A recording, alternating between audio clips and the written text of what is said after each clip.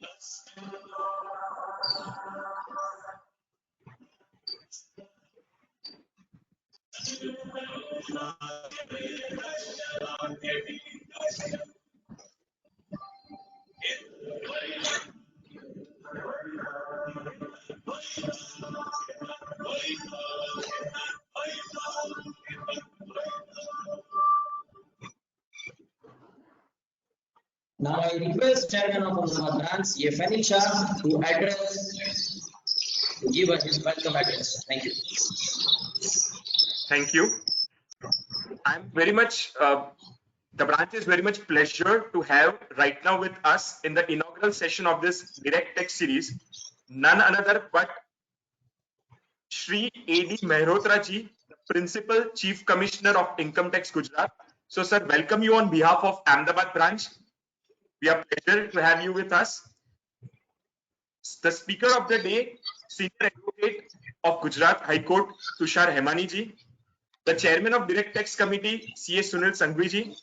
I'm happy to convey to all that various other branches of Gujarat has joined. So would welcome CA Vinay Sakaria, Chairman Rajkot branch, CA Bhavesh Thakkar, Chairman Anand branch, CA Manoj Goyal, Chairman Bhavnagar branch, CA Jitendra Thakkar, Chairman Bhuj branch, CA Karan Thakkar, Chairman Gandhidham branch, CA Dipesh Bhutt, Chairman Jamnagar branch.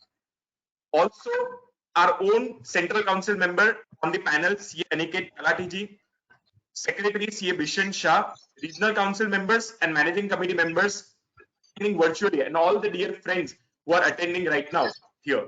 Friends, just a small note that today we are starting with a GST series and there is a change of time. We will be starting from 5 to 6:30. Please note that particular change. Also, we are coming up with Bank Branch series, which has launched. You all might have received the mail, which is to start from 10th of April. Here, I officially want to thank CA Sunil Sanghvi ji for crafting this very well Direct Tech series, bringing all the best speakers here. Specifically, before I request Sunil ji to hand over the charge to Commissioner sir, today I request that there is a lockdown, but we are not having a blockdown. So this is the best time to, you can say, sharpen our skills. And one of the best skill is to sharpen the analytical skills, and in that too, also on the analysis of judgment. So would request Tushar Hemani ji that during your address, if you can also teach our participants that how they can nourish these skills of analyzing the judgments, then it would be of best use. Plus, friends, today noon, you will receive one mail from Ahmedabad branch. We all are working from home. We all are staying at home. So I also want that we all can provide suggestions from home. So if you as a member have any suggestion that what we can do during this work from home to revive our economy, or what should be done after the lockdown ceases, then you all are requested to share your views through the Google form. We will compile the research paper and through Aniket ji, we will make it reach to the appropriate forum. So this is something from my side. Now I request Sunil ji to introduce our guest of the day, Chief Commissioner, sir. Thank you, Fanil bhai. I heartily welcome Principal Chief CIT A.D. Mehrotra sir. He is 1984 batch IRS officer and was made in charge in November 2018. He had been previously served as a chief CIT of Vadodara, Surat, Ahmedabad, and various other cities. Apart from other qualified degrees, sir is also a law graduate and postgraduate diploma in corporate law, that is in our field, from Indian Law Institute, Delhi. Sir, I welcome you and I request you, sir, to address the audience and say the few words. A very good afternoon to all the participants. I'm thankful to WIRC of ICAI for hosting this training session for 3 days. I'm also thankful to them for allowing our officers also to join this 3-day training program. You all are aware that the country is going through a very tough time. In fact, not only the country, it is the global situation is very tough. And in this period, we should think ahead how we will take on our work after the lockdown is lifted. And while the lockdown is there, how we can upgrade our skills, how we can deliver better when the lockdown is lifted. As far as income tax is concerned, most of our services now are online. The payment of tax, the filing of return, even e-assessments, the scrutiny assessments are also online. So we are more or less shifting to virtual office, and some more things are planned in the coming days. So I'm sure that this 3-day training program, which has very important topics like analysis of recent judgments about cash additions made and 115 BBE section, the limited scrutiny, and the analysis of the ordinance which we have issued. As you are aware, the income tax was proactive and we had extended all the time limits which were due on 31st March till to 30th June through this ordinance. And I'm sure that my officers as well as the members of the WIRC will gain from these seminars, and I wish you all well. We are also available on online. We have a website for Gujarat income tax, and or this e-Nivaran portal, CP Gram portal. This will continue. If you have any grievance, you can file online grievances. We are working from home. Let me share with you that we are sending daily action taken report to board. So it is not that we are totally closed down. We are working from home. Yeah, and if your grievances will be resolved even in this period of lockdown. So I wish you all well and hope this seminar will be very useful to all the participants. My good wishes to the speakers, Shri Tushar Himani, Shri Palak, and Shri Mehul. I am sure their thoughts will help every one of us. And I wish this 3-day training session very well. Thank you. Thank you very much, sir, Mehrotra sir. Yes, our Indian government is very much proactive and the other countries also has recognized the same. Now, I would request our beloved CCM Aniket Talati sir to say the few words.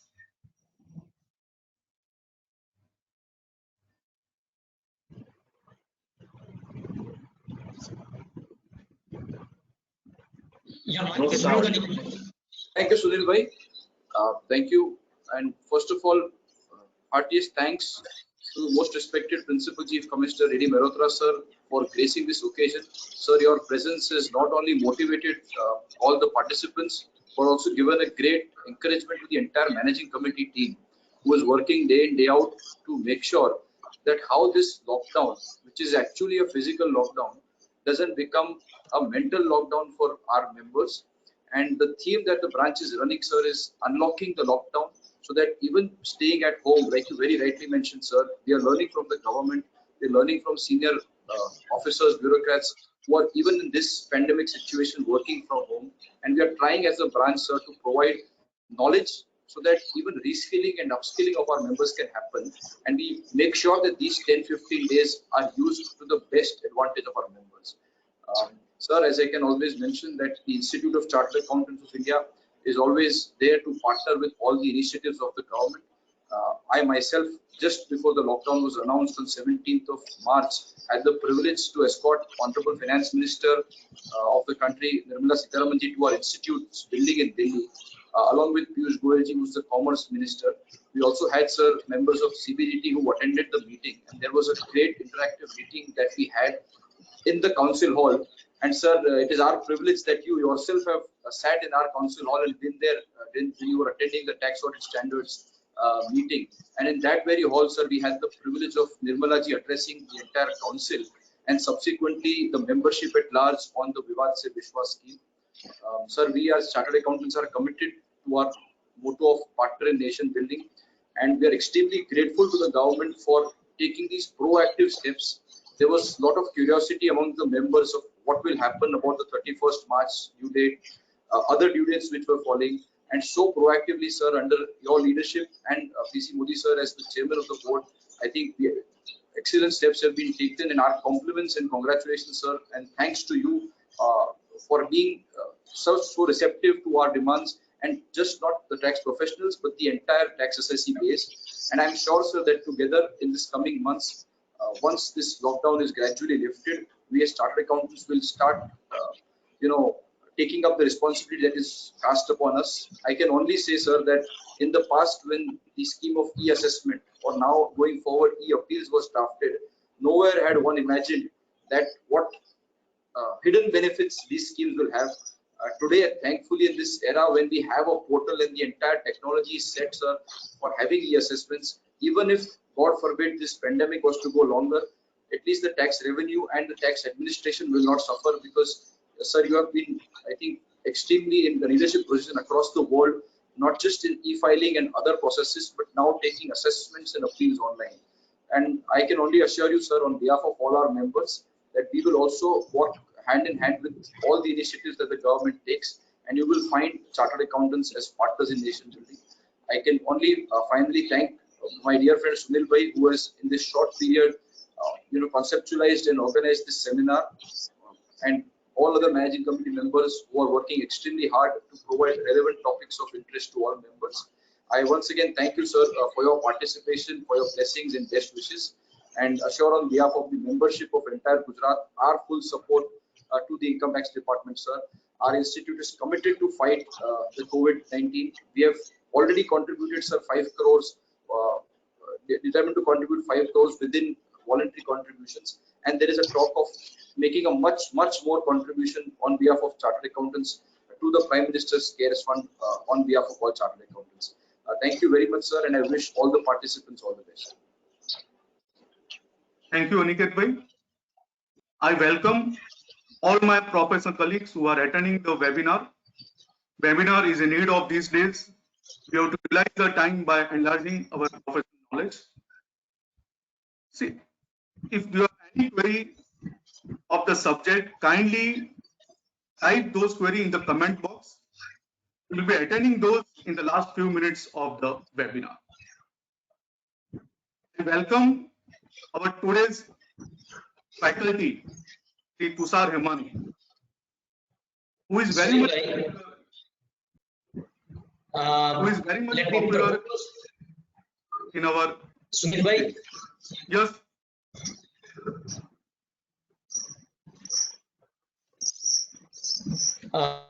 Sir, as this was an inaugural session, and on behalf of Ahmedabad branch of WRC of ICAI, we present our vote of thanks from bottom of our heart that Malhotra sir, you have joined us in a very short time and address our participants.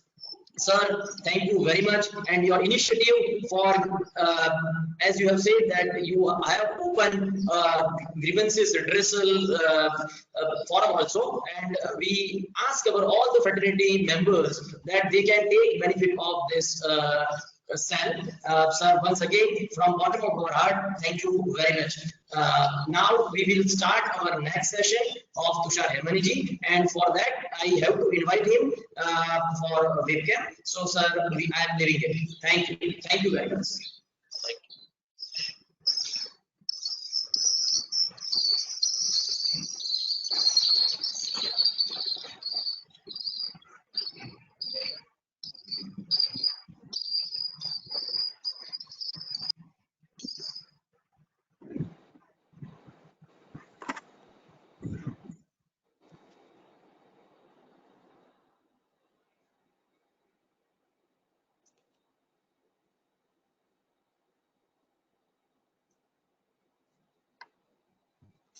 Yes Bishanbhai, બહાર નીકળીને ફરીવાર login કરવું પડશે.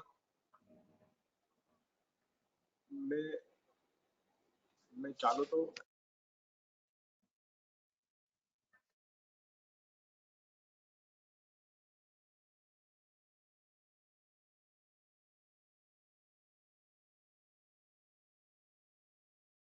Sunilbhai, till then you can introduce the speaker, sir. Yes, Pranil. So let me introduce today's faculty, Tushar Hermani. He is advocate by profession and he was designated as a senior advocate by the Gujarat High Court in the last year. He is also appearing before the Honorable Supreme Court, various high courts, tribunals, DRT, Settlement Commission, and other government authorities. He is regular speaker and has delivered lectures at our platform, CA Association, IT Bar Association, and various professional bodies. He is also a qualified chartered accountant and he qualified before 25 years. I would request Tushar Hermani that he will start delivering the lecture. It will take hardly 1 or 2 minutes. He is about to join.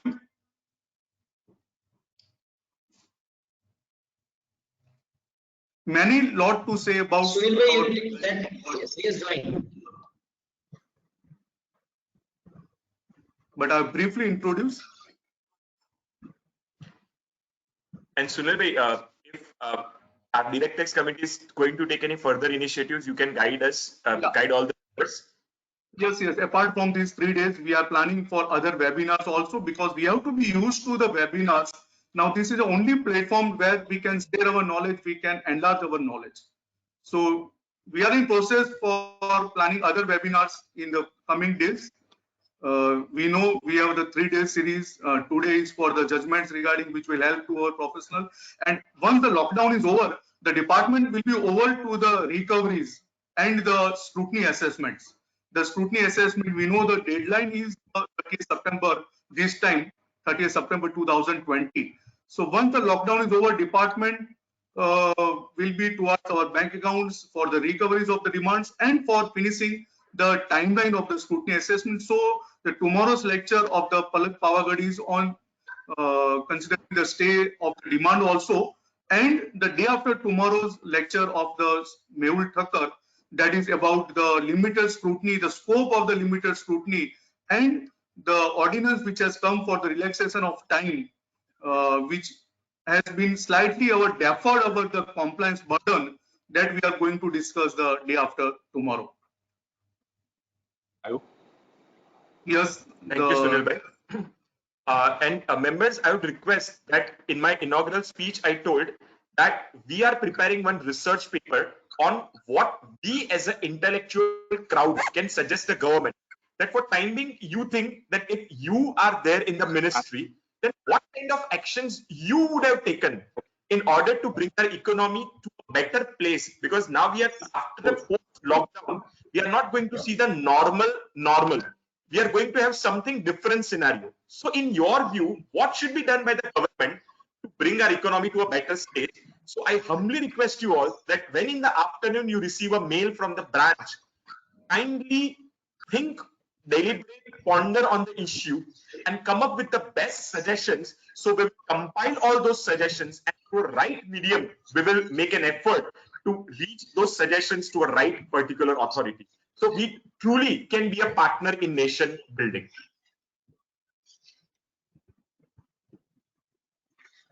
So now we invite Tushar Hemani ji, though his webcam is not working, but I guess with the presentation and audio, we can start the webinar. Tushar sir, if you can unmute your mic and start the session. Very good evening to all of you. I'm not visible, but probably I'm audible to all of you. Yes, sir. Yes, sir. Okay. Had it been known to me, probably I would have put on something less formal. But nonetheless, very good afternoon to all my friends, all the office bearers. This is an unprecedented time. In fact, the oldest in my family is 1940 born. And I just happened to talk to my foy. She is the eldest in the family. And she also doesn't recollect having any such situation where everyone is homebound for a period of 21 days. In fact, the unprecedented and uncharted territory always opens the doors of our minds. We end up doing things which we have never imagined that we would be doing. In fact, I never imagined that I would be addressing a crowd of more than 100 chartered accountants from my bedroom wearing sleepers. And this is happening.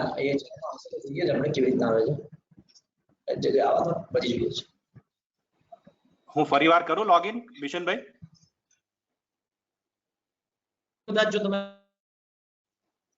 Hello.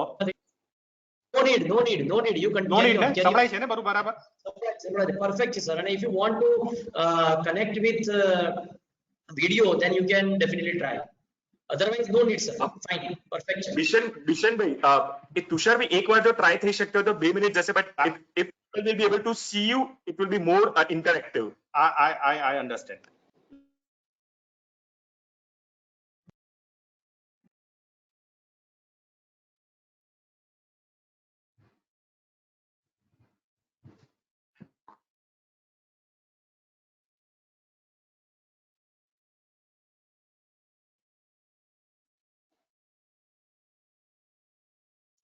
Sorry friends for a bit of the inconvenience.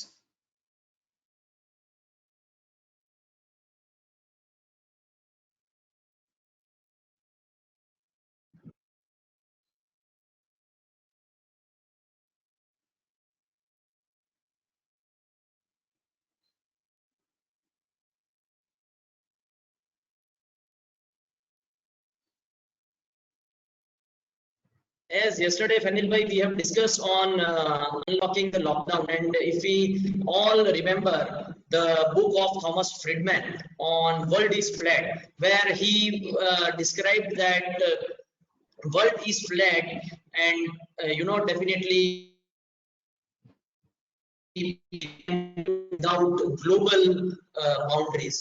But yes, we are forcefully now required to do the same. I guess Tushar bhai is not able to connect or what? Tushar bhai?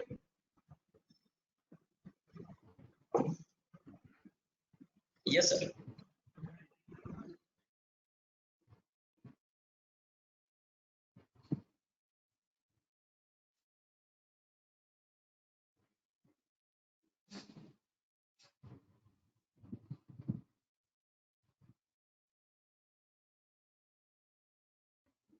मैं तो सब कर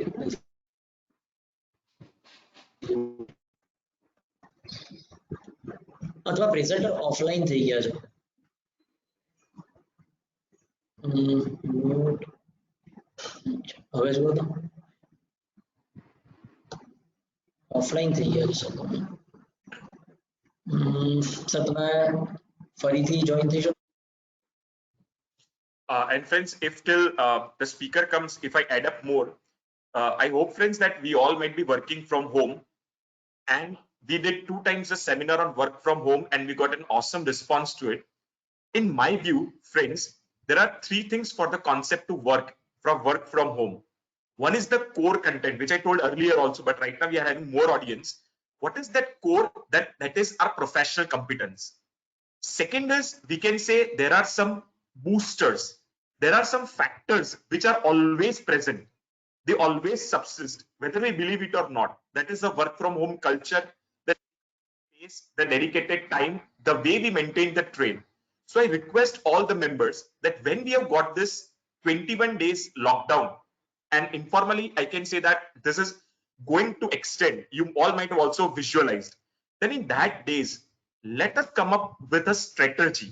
Let us come up with a culture that we can continue to work from home in the days to come. Because in this physical lockdown, there should not be a mental lockdown or there should not be a professional lockdown. Because we are also one of the warriors of this particular coronavirus army. So we need to ensure that we continue to provide the services. Yes, so Tushar bhai, we are having you back. All Yes, right. Tushar. Yeah. Finally. All right. Finally, yes, sir. Yes. Yes. Okay, let me start where I left.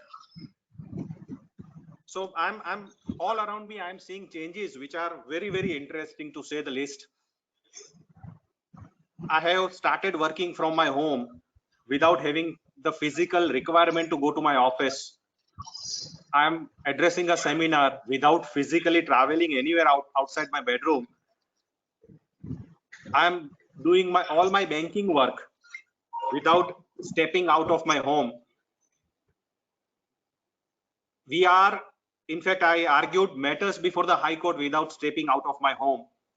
So probably we are entering into an era where everything is going to be E, and this is just a trailer of things to come. In our 5,000 years of civilization, the mankind has continuously evolved, and probably we are now entering into a new phase, a new era, where things would happen without physically doing anything. Sir, you can share your presentation slide also together.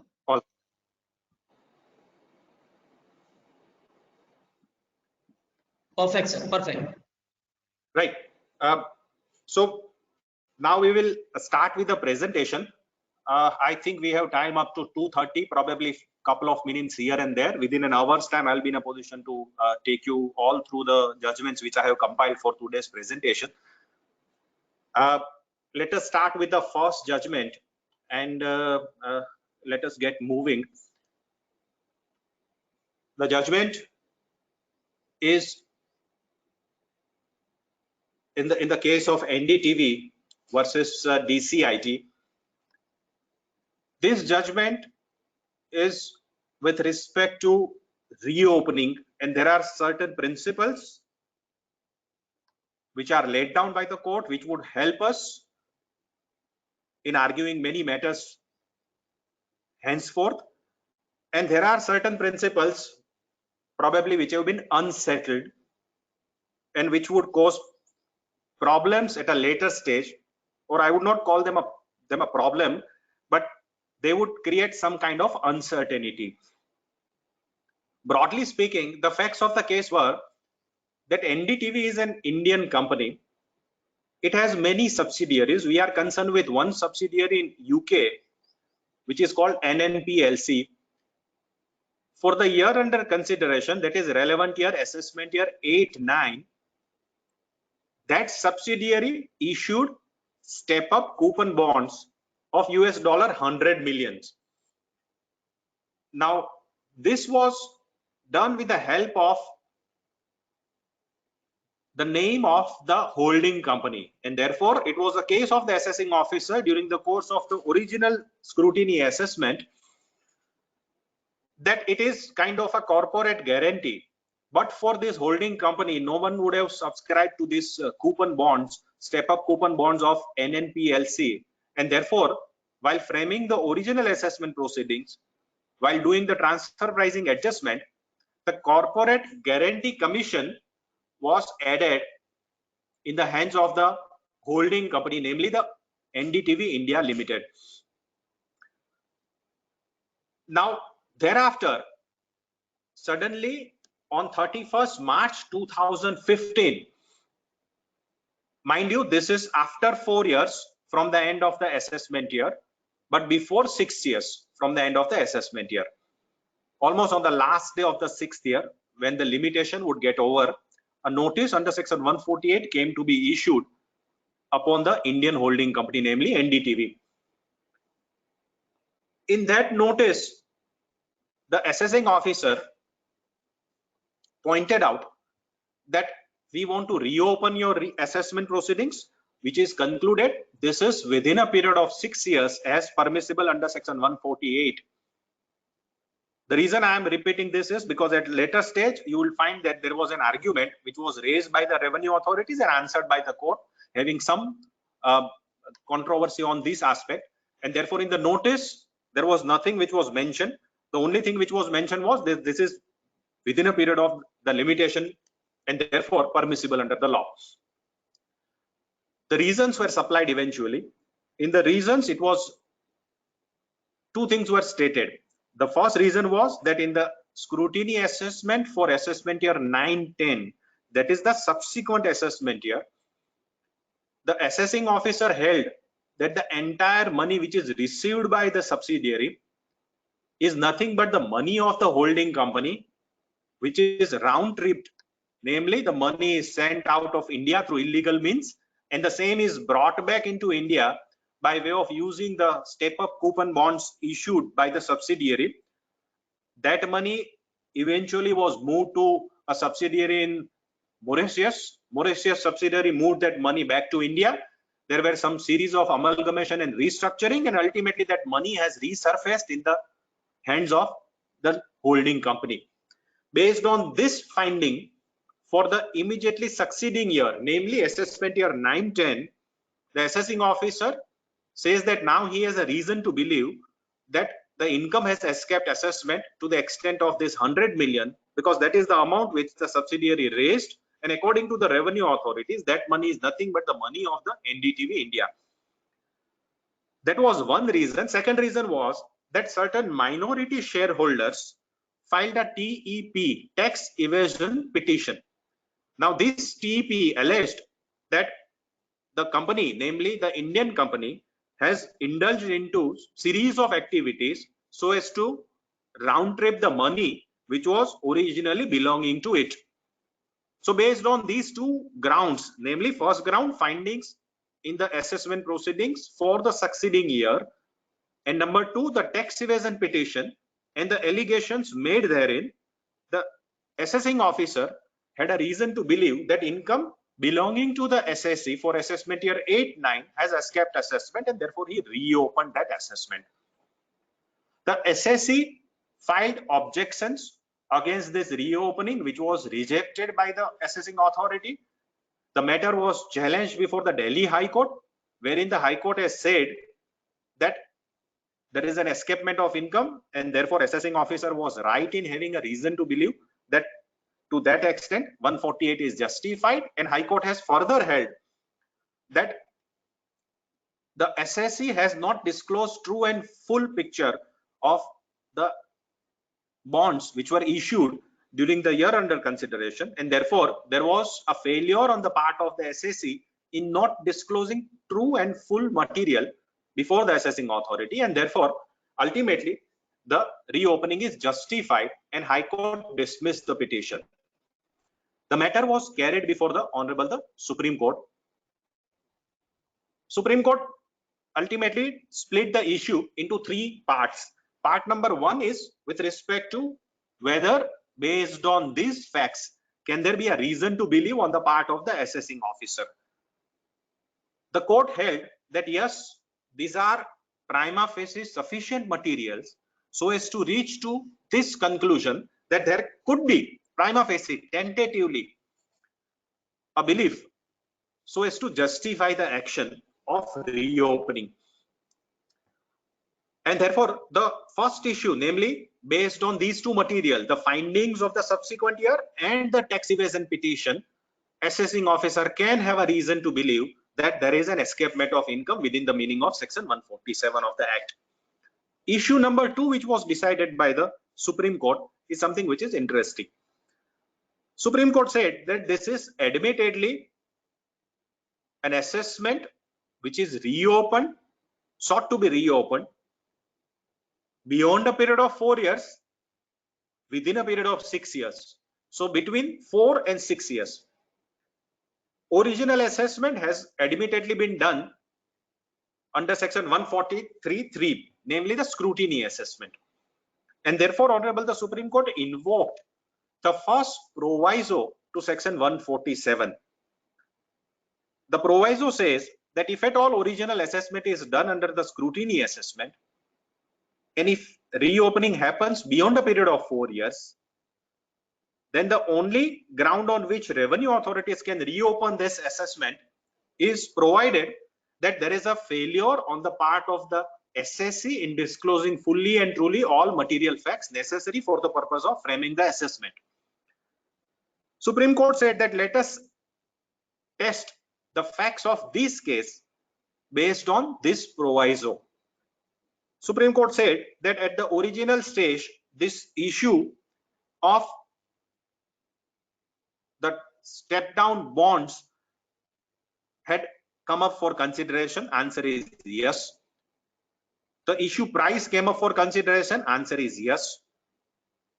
The subscriber to these bonds, namely the parties who subscribe to these bonds, came up for consideration. Answer is yes. If this information was available with the assessing authority, then where is the failure on the part of the SSC in disclosing fully and truly all material facts? Because ultimately, when the assessment is sought to be reopened beyond a period of 4 years, the burden is on the revenue authorities to establish that there was a failure on the part of the SSC in not disclosing fully and truly all material facts required for the purpose of proper framing of the assessment. Now, where is that failure? Now, failure was not at all alleged in the reasons recorded. The failure, as demonstrated before the Supreme Court, was, according to the revenue authorities, in the fact that the entire transaction was fictitious. Entire transaction was a sham transaction. It was a facade created by the company so that the company in turn can round trip. It can bring in its books of accounts its undisclosed income. Now, Supreme Court said that for the purpose of reaching to this conclusion that there is an escapement and all these entities are not true and genuine entities, is there any material other than the material, namely other than the findings given in the subsequent assessment year, namely 9-10, assessment year 9-10? Again, the answer was no. There was no other material except findings of the subsequent year and tax evasion petition. With respect to tax evasion petition, the petitioner, namely the company, submitted before the Supreme Court that the tax evasion petition is factually incorrect. It is not giving the correct information. Based on this information, Supreme Court held that there is no failure. In fact, the reasons refer to the material which was already there on the records of the assessing officer.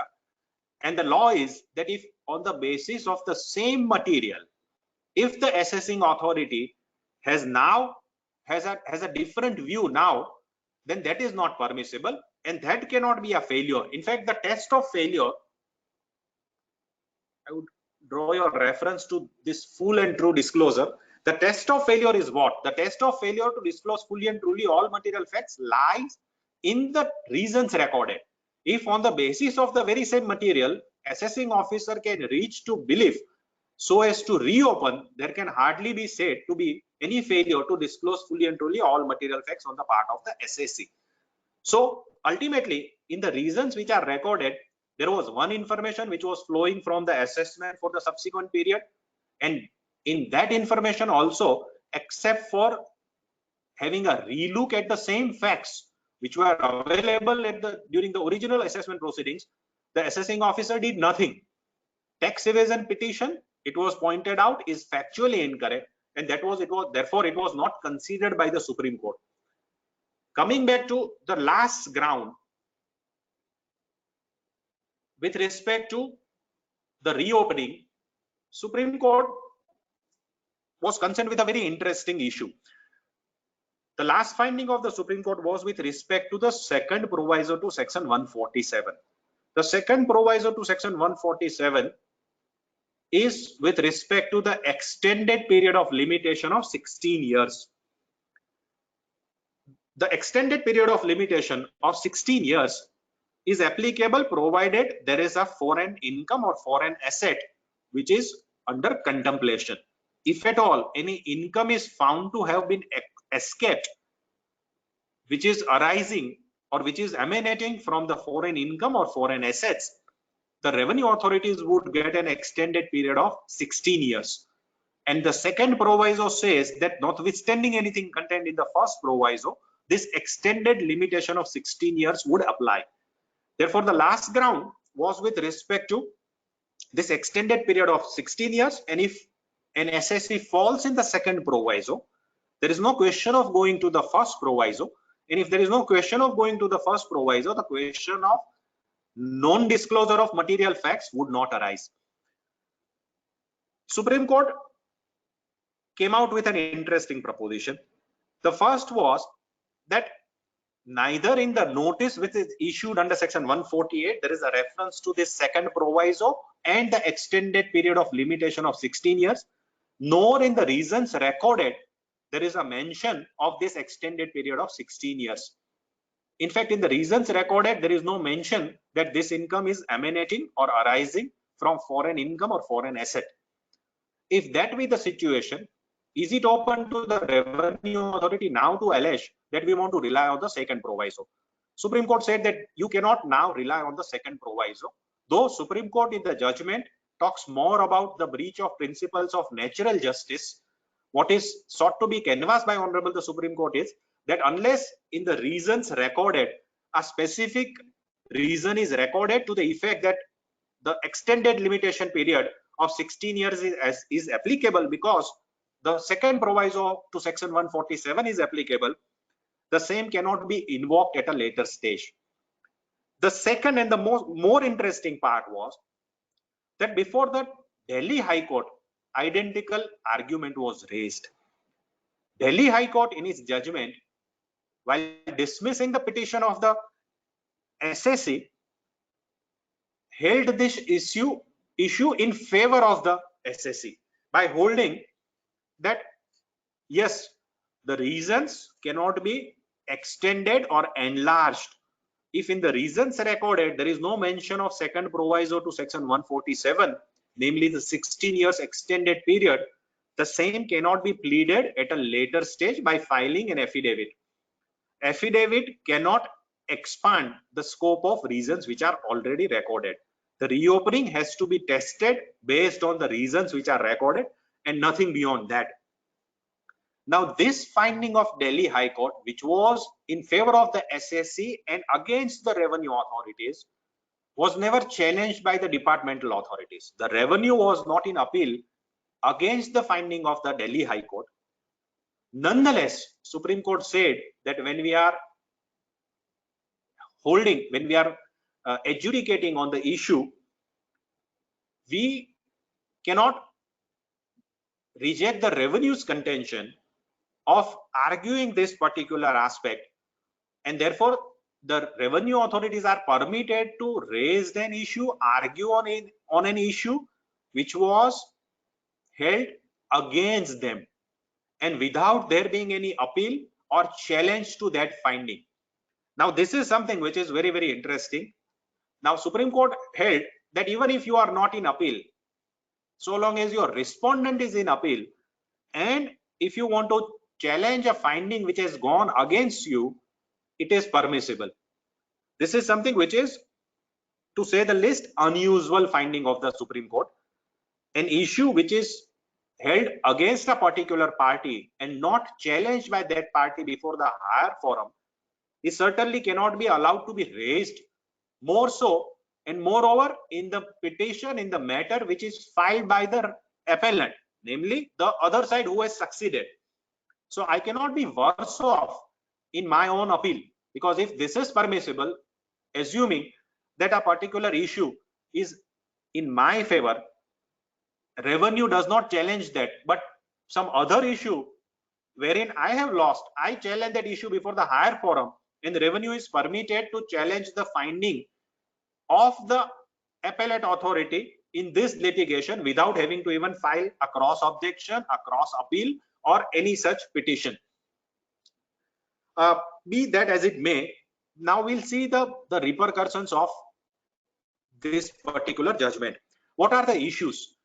The first and the foremost issue is that the argument of the SS is that once an assessment is done under section 143(3), there is a dimmed presumption, there is a presumption on the part of the SSC that the assessing authority has applied its mind to all the issues under consideration is rejected by the court. Court said that even if there is a scrutiny assessment under 143(3), the moment there is a reason to believe by the assessing authority, there is no question of not allowing reopening on the ground that there is a dimmed opinion on each and every aspect involved with that assessment proceeding, and therefore reopening is not permissible because that would amount to change of opinion. Second important aspect is, while deciding whether true and correct facts are disclosed before the assessing authority,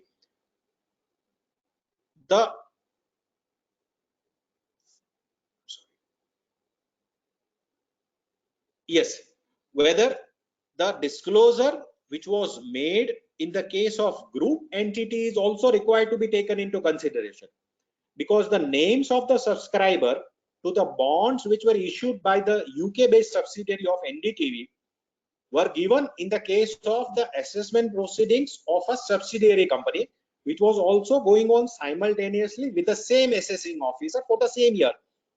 Supreme Court said that if the same assessing officer is handling the cases of the entire group, then any disclosure made in the case of the subsidiary company also to be treated as a disclosure which is made in the case of the holding company or the group company. And when the reopening is challenged in case of that main group company or the holding company, the group company can plead that, sir, in the case of a subsidiary where the assessment proceedings were happening simultaneously before the very same officer, I disclose a particular information, and therefore the assessing officer was in knowledge of that particular information. I think Supreme Court has given its tacit consent to this particular kind of disclosure, and that would be considered as a true and full disclosure. This is a very welcome relief by the Supreme Court, because many a times what happened that when we are carrying out the assessment proceedings of a group wherein the large number of SSAs are concerned, some information is called for in case of one SSA, whereas some other information is called for in case of other SSAs, and collectively a decision is taken based on the entire material. However, whenever we are faced with a situation of a reopening, the reopening has to be tested only vis-a-vis that particular SSAs, and that used to create problems when, more particularly for a in case of a search assessment or in case of a big corporate SSAs wherein large number of assessments are going on simultaneously. So this is a good finding by the Supreme Court that in such a case the collective disclosure is to be considered. What is more important for our purposes is the TEP, tax evasion petition. A tax evasion petition in case of an NDTV came to be filed by certain minority shareholders. Their allegation was that this issue of this step-up bonds by the subsidiary is nothing but round tripping of the funds of the company, and therefore the whole thing is bogus and sham, and therefore there is an escapement of income to that extent. while considering this TEP, Honorable the Supreme Court has, except for recording a small one-line finding, that is, it is the case of the petitioner that this particular TEP is factually incorrect.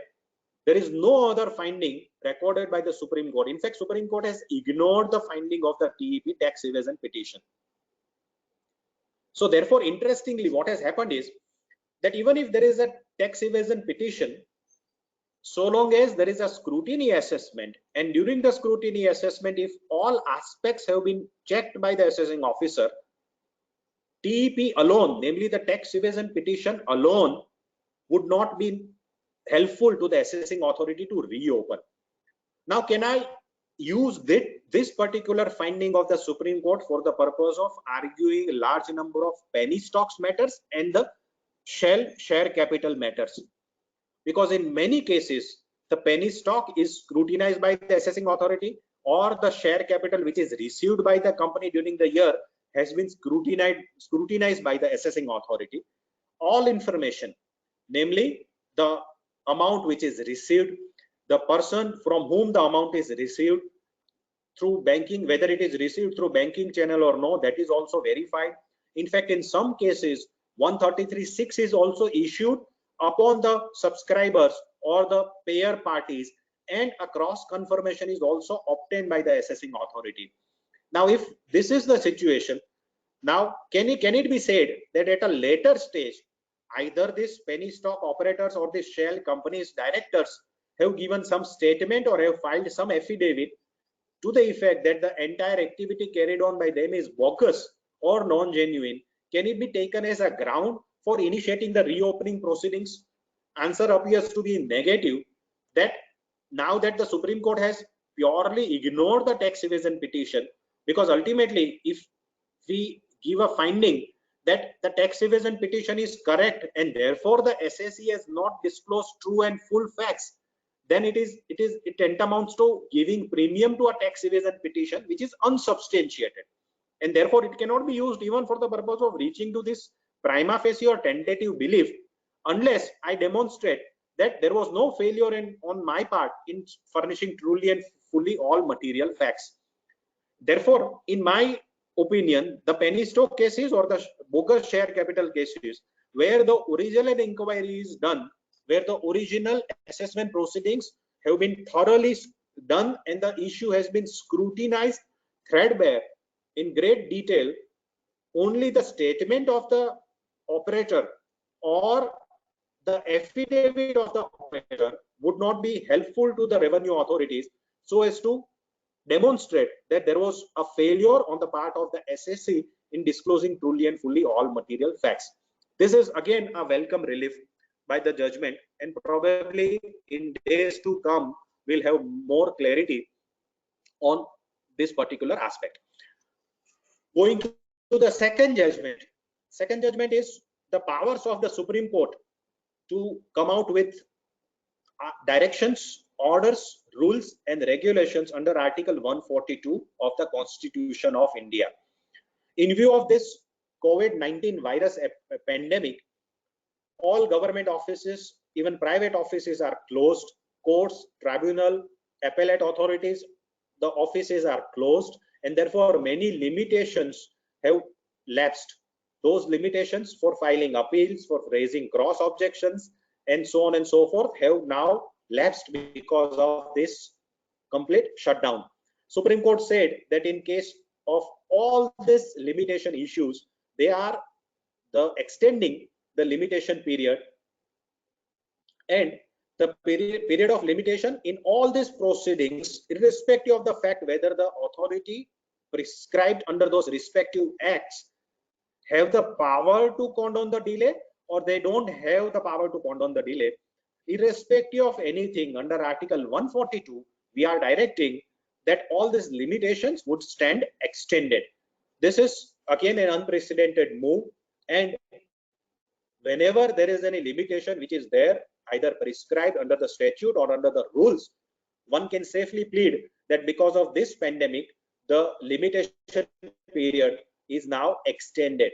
However, this limitation period is extended with effect from 15/3/2020. So if at all my limitation has lapsed, my limitation is over before 15/3/2020, I cannot take shelter under this extended limitation period.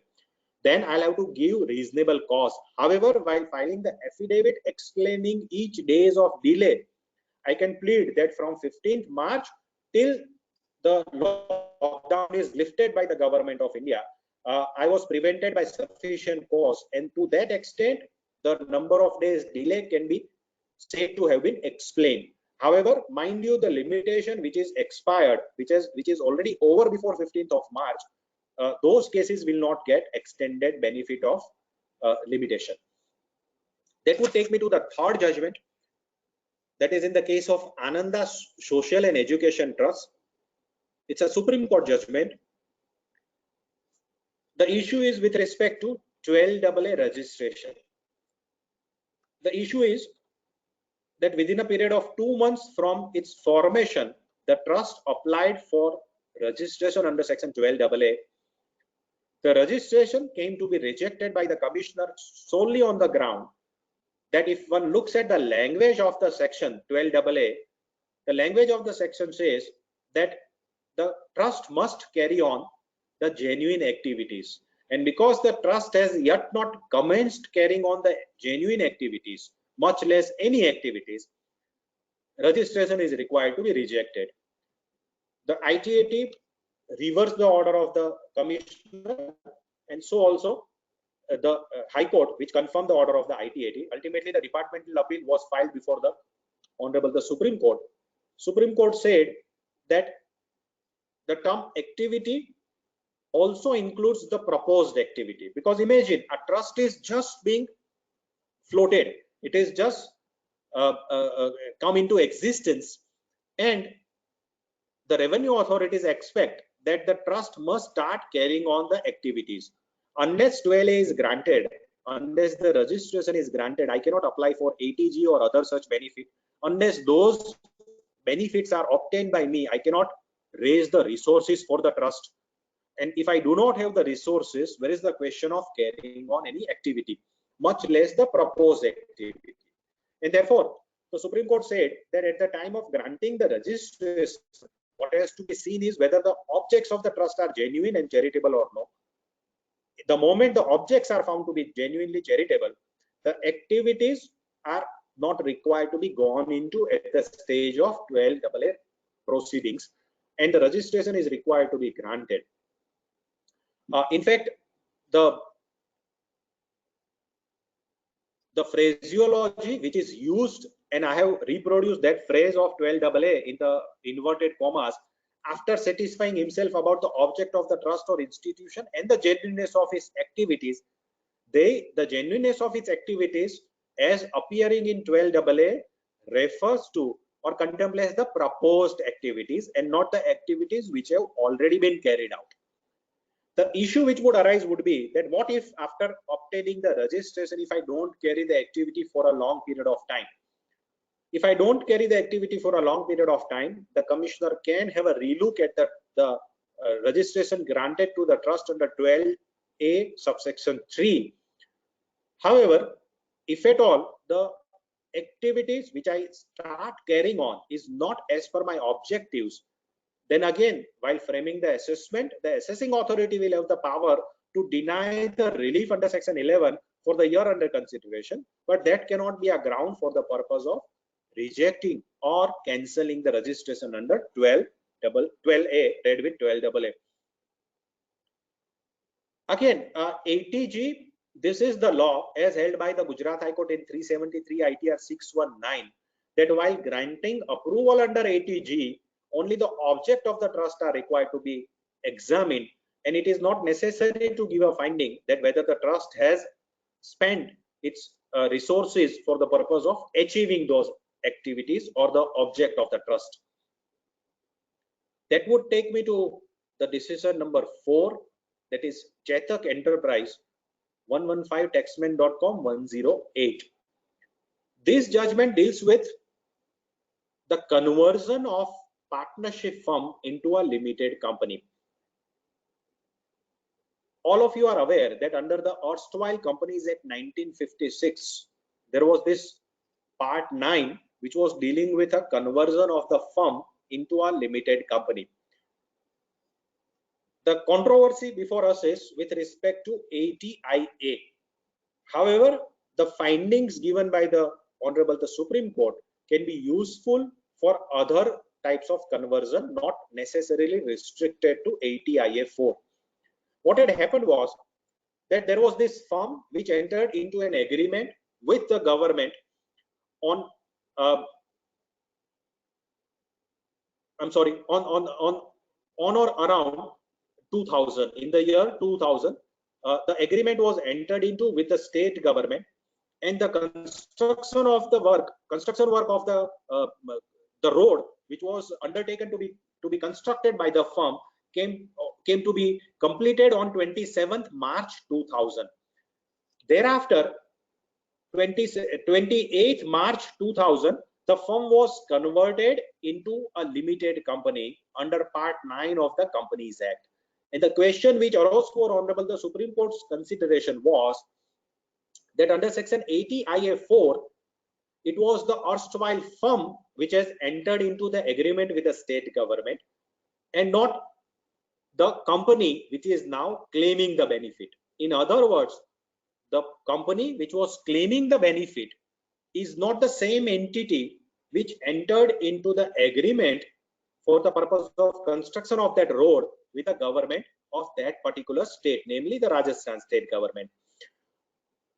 Therefore, ATIA 4 is not allowable. This is in fact the issue Honorable the Supreme Court has held, and what is material is I have reproduced in the bold letter that the moment there is a conversion, the firm itself gets converted into a limited company. And once the firm gets converted into a limited company, there is no need for any conveyance, namely any deed or any document which is required for the purpose of vesting of various assets and liabilities of that firm into the hands of the newly converted company. There is no conveyance which is required. There is no deed which is required because it is a statutory vesting. What happens is, by way of operation of law, namely the Companies Act 1956 provision, and under the 2013 Act also we have similar provision under Section 366 onwards, that there is, the moment there is a conversion, there is no transfer. It is automatically that a firm is now given the status of a company. It gets automatically converted into a limited company. If that is the situation, we don't need to carry out anything. We don't need to execute any document. We don't need to execute any vesting agreement. And without doing anything, whatever assets and liability which was held by the firm are now going to be held by the limited company. Now, if this is the situation, and based on this, ultimately, a court has granted the benefit of Section 80IA to the newly constituted company. Now, if this is the issue, that Part 9 is an automatic conversion and there is no need to carry out any conveyance, then under 2013 also we have identical provision. So if supposing if I want to convert a partnership firm into a limited company, today I can do it by way of 4713. So long as I fulfill all the 4 conditions of 4713, I can convert a firm into a private limited company without having to pay any capital gain tax insofar as that transfer is concerned, because that transfer is not a transfer in the eye of law by virtue of 4713. However, I have to pay the stamp duty when the immovable properties are registered from firm to the limited company. Now, many a times the immovable properties are having huge market or gantry value, and it attracts a huge sum of stamp duty, which is nothing but a non-productive and a useless expenditure when the corporate restructuring is going on. In order to avoid that, can one look at Part 9 conversion or 366 to 374 under the 2013 Act conversion? Because now the Supreme Court says that there is a statutory vesting. There is no need to carry out or execute any document. So without any document, without having to pay any stamp duty, insofar as those immobile properties are concerned, I can convert a partnership firm into a limited company. That is one area where probably we welcome this relief. And second is that many a times we are not in a position to fulfill the conditions of 4713. Under such circumstances, can we go to Part 9 conversion? Because Gujarat High Court, in the case of RL Kalathia, as well as the old case of Velpec, has taken a view that such a transfer is not a transfer in the eye of law, and therefore no case of capital gain tax being levied on such a transfer. So now that we have an exemption of stamp duty as recognized by the Supreme Court, and there is no levy of capital gain tax, can we use this Part 9 conversion as a substitute to 4713? Probably a time would tell us whether this is the correct approach or no. Next judgment is with respect to the Supreme Court in the case of Sesa Shea Steels Private Limited. A very interesting judgment.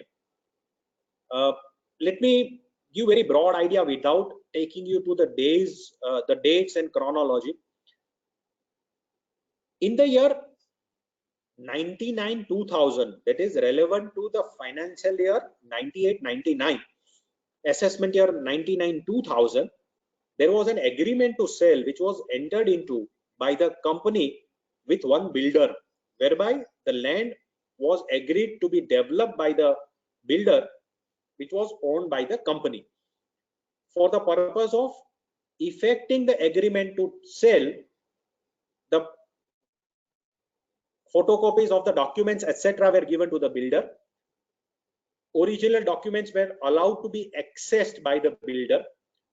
Even a power of attorney to execute the sale deeds finally in favor of the flat owners who are going to purchase the flats going to be built on this piece of land were also executed in favor of the managing director of the builder.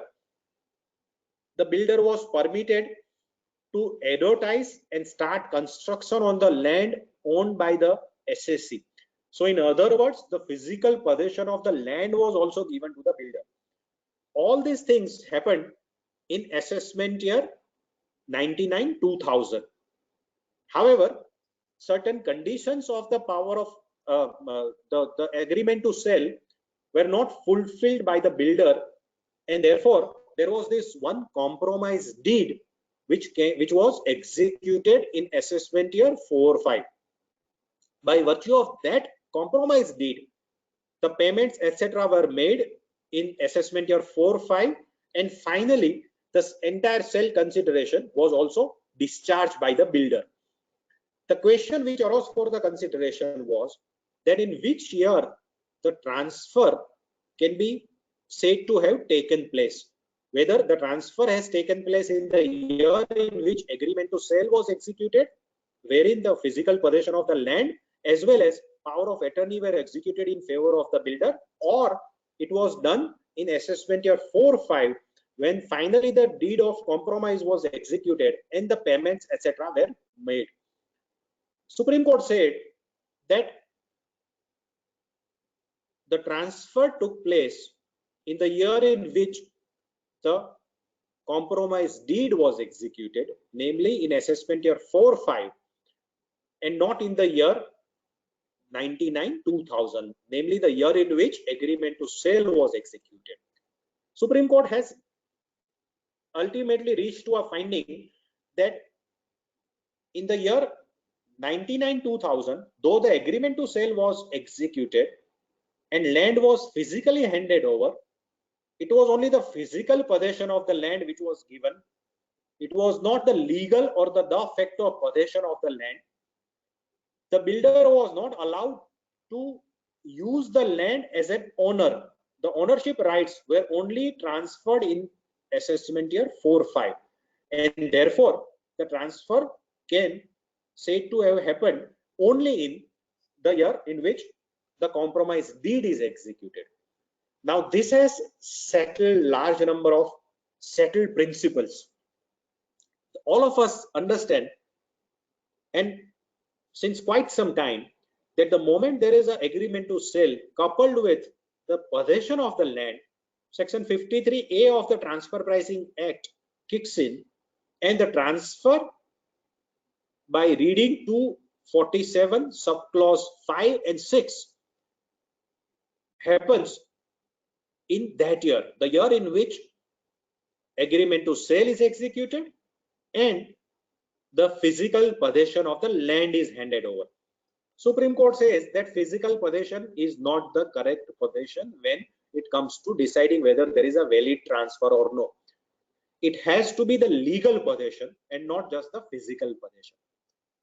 In the case under consideration, Supreme Court held that the physical possession can be termed as a leave-in license possession. It is a conditional possession which is given under section 52 of the Easement Act. It cannot be equated with the possession as contemplated under section 53A of the Transfer Pricing Act. Therefore, this is nothing but a physical possession coupled with leave-in license rights as flowing from Easement Act. Second is that power of attorney which is given to the managing director of the builder so that he can in turn give a valid and physical title of the flats which are going to be constructed on that piece of land is also not sufficient so as to attract the provisions of 2(47) subsection 6, because again that power of attorney is not accompanied by the legal or de facto transfer of the property in question, namely the land in question. Lastly, the Supreme Court has impliedly overruled the judgment of Sanjeev Lal, that is 365 ITR 389. So now what is the position of law as of today? Today, supposing I enter into a banakhat, agreement to sell with a builder, I hand over the land, physical possession of the land to the builder so that he can put up his advertisement board over that land. He can start construction activity. I give him a power of attorney so that he can start applying to the various government bodies for the purpose of obtaining the permissions. I also give him power of attorney so that he can start enrolling the members and collect the booking amount from the prospective buyers. I do all this. However, my stand is that I have not passed on the legal possession to the builder in question. What I have granted him is only a right which is flowing from section 52 of the Easement Act, and therefore this is nothing but only the physical possession coupled with agreement to sell, and therefore it is not a transfer within the meaning of 2(47). Can I do this? And if I am allowed to do this, then section 45(5)(a) becomes odious, because then I am in any case delaying the transfer and I'm paying the taxes as and when I receive the whole consideration, and I draft or I execute some sort of compromise deal or a legal possession agreement or something of that sort. If I delay or if I defer execution of such a legal document at a later stage, can I delay payment of taxes as otherwise I am required to pay under the head capital gain tax, because the transfer has happened in the year under consideration. If a close scrutiny of the judgment appears to be suggesting that I can delay my payment of capital gain taxes even if I hand over the physical possession and even if I execute an agreement to sell without actually handing over the legal possession of the land. View is doubtful. Probably at a later stage some other bench of the Supreme Court, probably a larger bench, because this was a bench of 3 judges in any case, so we need a judgment from the larger bench or some Supreme Court judgment explaining the provisions of this particular judgment are required. Otherwise, as the things stand today, without having to actually legally transfer the land in question, I can delay the payment of capital gain taxes on transfer of a particular piece of land. That would take me to the decision number 6. This is a decision which is throwing some light on the rights of the Revenue Department when the Debt Recovery Tribunal is auctioning or selling the property which is attached by the TRO in question. let me very briefly give the factual background that there was this SSC who defaulted in paying the loans to the bank. By virtue of that default, the mortgage property was taken possession of by the DRT, the recovery officer of the DRT, and that property was put to auction. However, before the auction can take place, the tax recovery officer put an attachment on the property in question and declared that this property cannot now be sold to anyone but the tax department because the dues are outstanding and the SSC is in default, and this property is now encumbered with the departmental dues. The Bombay High Court, where the writ petition was filed, rejected the petition and directed the SSC that you go and appear before the tax recovery officer before you can auction the property. Supreme Court, however, held that such a attachment by the TRO is not correct because the default in paying the loan has occurred earlier, number one. Number two, the DRT has passed the order way back in 2002, whereas the attachment by the TRO happened at a much later date, and therefore the bank had a right of enjoying the unencumbered property without being disturbed by the attachment order issued by the TRO. However, what is reiterated by the Honorable the Supreme Court is that in case of a secured creditor who has a mortgage over a particular property, that secured creditor gets a preference over the crown debt. Crown debt is the dues to the government of India, be it the dues of income tax department or GST department or any such other central or central department. The date of creation in this case was much prior in time than the dues of the government, namely the income tax dues. However, mind you, here what is important is that the demand must be due and payable. It has got nothing to do with the assessment in question. So even if the assessment here is prior in time, however, the demand becomes due and payable at a later point in time, and during interregnum period, if the property is mortgaged, then the mortgagee has a right over the property as compared to the income tax department. And therefore, the law which is laid down by the Honorable the Supreme Court is that the TRO cannot attach such properties because such property is already mortgaged with a bank at a much earlier point in time. In fact, the same situation would be there by way of the proviso under section 281 when there is no recovery certificate which is drawn under section 222 of the Act. 222, once a recovery certificate is drawn, the tax recovery officer gets the jurisdiction to start the recovery. Whereas prior to that stage, namely prior to the recovery stage under section 222, it is the normal provisions, namely section 281, which holds the field. But here also the principle remains the same, that so long as the mortgage is created before the income tax dues are crystallized, are due and payable, the mortgage is a valid mortgage and income tax department cannot claim a preference over its dues compared to the secured creditor. Next is the judgment of Maruti Suzuki 416 ITR 613. The judgment says that an amalgamating company, namely the company which has now ceased to exist, that company cannot be taken into assessment, and an assessment order after the amalgamation cannot be framed in the name of that amalgamating company. In other words, a company which has now ceased to exist cannot have any assessment order in its name. This is the finding of the Supreme Court, and that finding is applicable even in case of other individual SSEs where the SSE is no more. The Supreme Court said that an amalgamating company, the moment there is an order of the competent court or NCLT, namely the National Company Law Tribunal, the existence of the amalgamating company ceases. It no more remains in existence. And if a non-existing entity is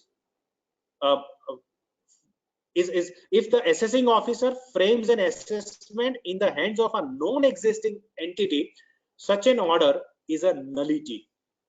The same principle would be applicable in case of a dead SSE. In case of an SSE who is no more, who has passed away, if such an SSE's name, an assessment order is framed by the assessing officer, such an assessment order is also not valid. In fact, Supreme Court has held that even if you participate during the course of the assessment proceeding, supposing an SSE is dead, a notice is issued, legal heir participates into the proceedings. Ultimately, the assessment order is framed in the name of the dead person. And before the Commissioner of Appeals, I raise a ground, legal ground, that sir, this assessment order is not a valid order because it is framed in the name of a person who is no more. That argument would be held to be a valid argument, because many a times courts have taken a view that because you appeared before the assessing authority, because you gave in to the jurisdiction of the assessing authority, you have given your consent to the proceedings, and therefore now you cannot turn around and challenge that proceedings on the ground that this is without jurisdiction. Now that also controversy is also put to rest by the Supreme Court. Supreme Court said that even if the SSE has participated in response to the notice, this is a jurisdictional defect and cannot be cured at a later stage and can be raised even during the course of the later proceedings. Now, last poser, that if at all the notice under 142 is issued in the name of the deceased, but the assessment is framed in the name of the legal heir, can this position be held to be a valid position? Again, the answer is no, because 143(2) is a jurisdictional notice. Unless you issue and serve a valid 143(2) notice, you cannot frame an assessment under 143(3). And therefore, even if the notice is issued in the name of a deceased person and the final assessment order is passed properly in the name of the legal heir, then also such an assessment is not a valid assessment. That would take me to the judgment number 8. In fact, this is an offshoot of the earlier judgment. Here what had happened was that section 143(2) notice was not served on the correct address, because as per the PAN database, permanent account number database, the address of the SSE was an old one. Though mind you, the SSE while filing the return of income displayed the correct address in the return so filed. However, it never intimated the income tax department about the change of address so as to change or modify the PAN database. Now, based on this address as per the PAN database, assessing officer issued 143(2) notice, which came back as unserved, and by the time the notice came to be served on the correct address, the limitation period got over. All the three appellate authority, namely CIT appeal, ITAT and High Court, held the issue in favor of the SSE. However, Supreme Court reversed the judgment.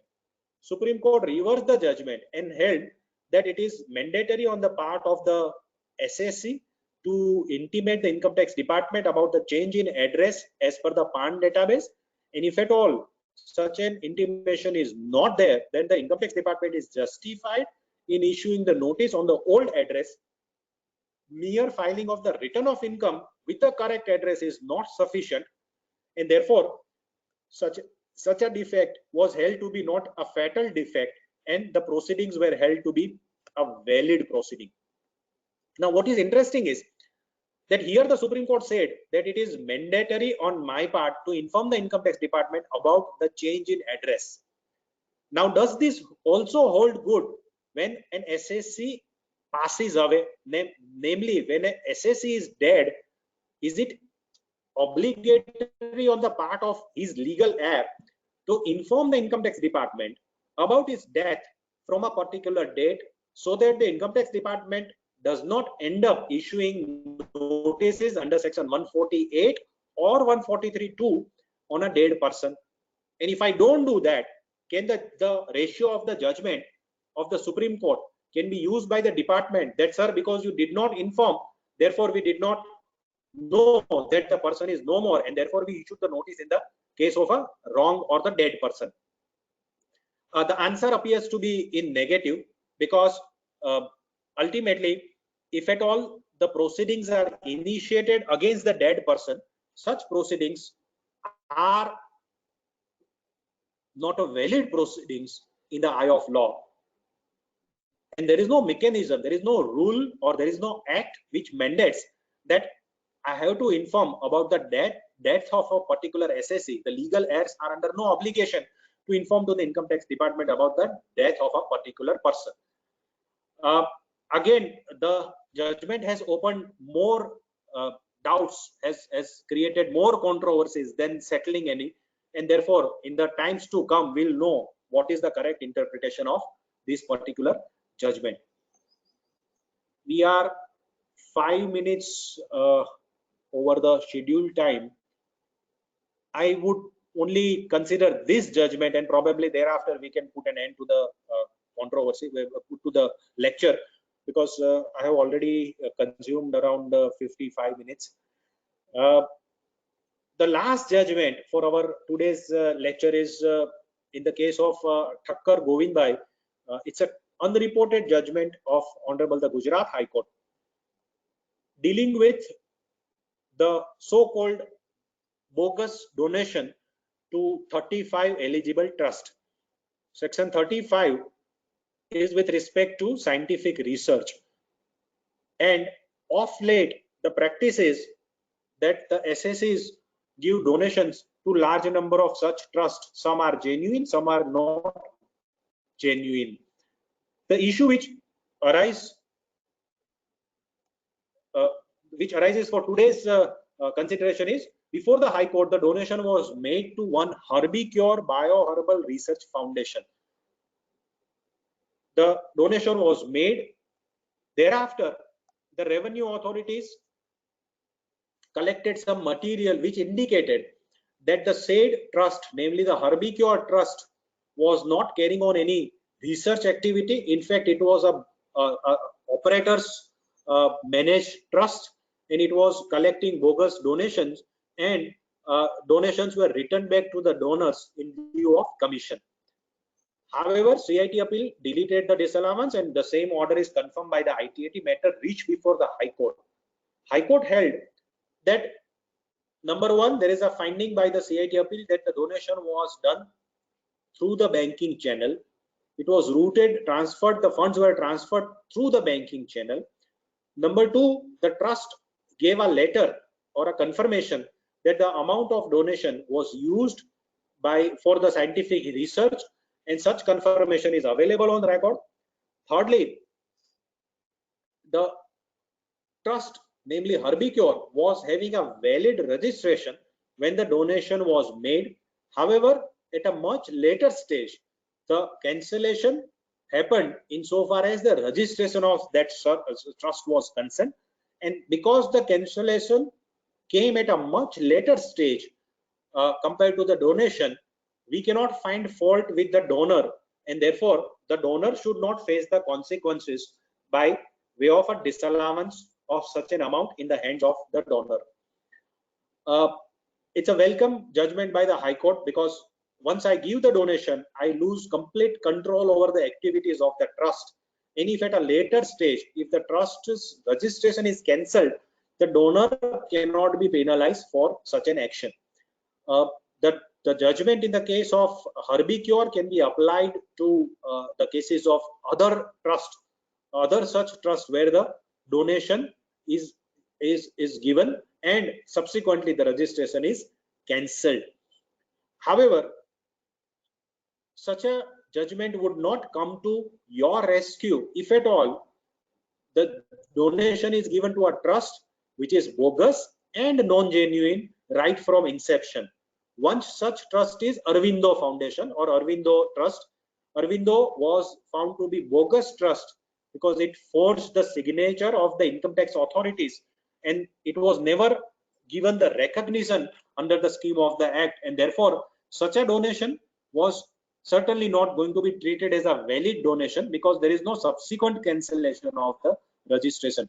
However, any amount given to the Aurobindo Trust, can it be claimed as a business loss on account of fraud?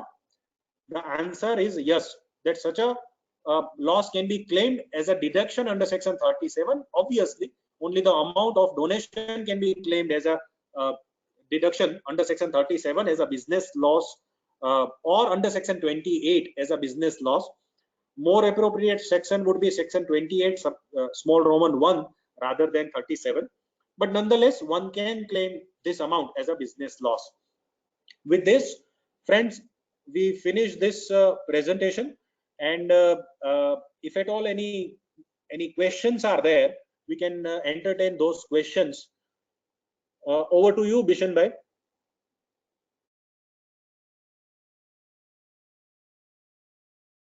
Hello.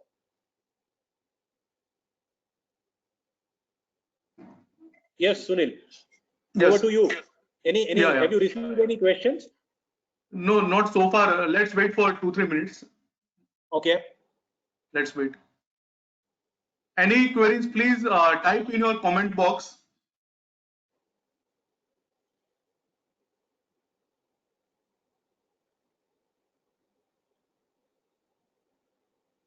Oral query કોઈ પૂછી શકશે કઈ આવી શકશે એમાં नहीं, કે એ નથી possible? oral नहीं. Typing थी तो sir. Okay.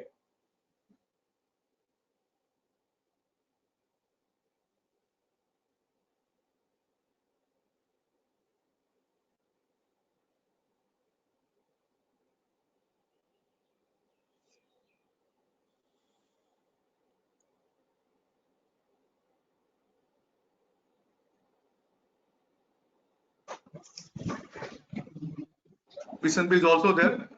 Any queries we can address? Sir, I hope everyone enjoyed this.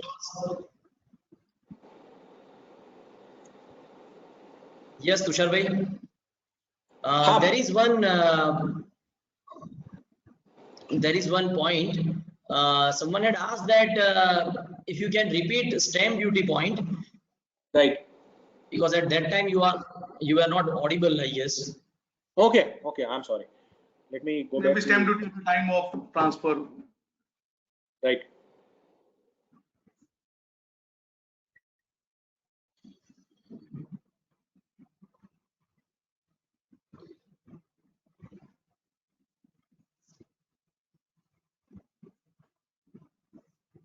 Yes. Look, this was with respect to the judgment in the case of Chetak Enterprise. I have given the citation 115 taxman.com 108. બરાબર સંભળાય છે ને અત્યારે હવે? Ha, sir. Fine. Fine.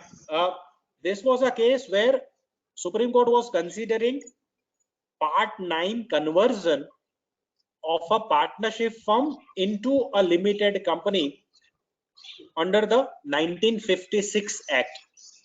Though the discussion was with reference to provisions of section 80 IA of the Act, nonetheless the general principles would be of great help to us.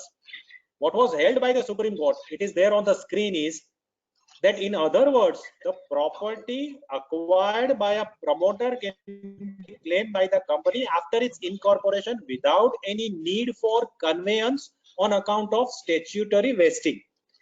So what the Supreme Court is saying is that once a firm gets converted into company, supposing the firm is holding a piece of land, then the company now would be the rightful or the statutory owner because of the statutory vesting of the properties of the firm in the hands of the company.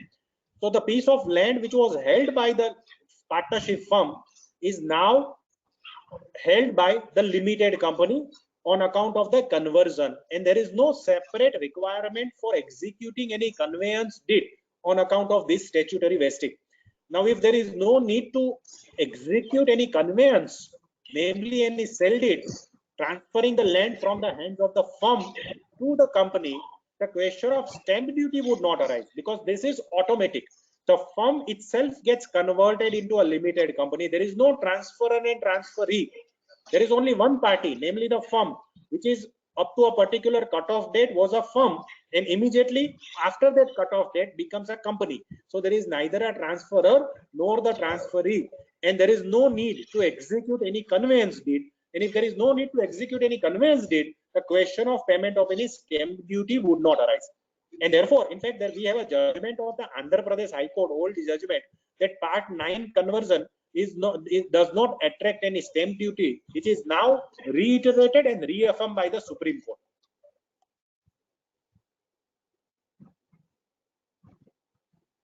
Sir, there are some more questions, but I can say because there is a paucity of time, we will compile it and we will send it to you. And if you can give the answers, then we will circulate to members of this series of participants. Yes.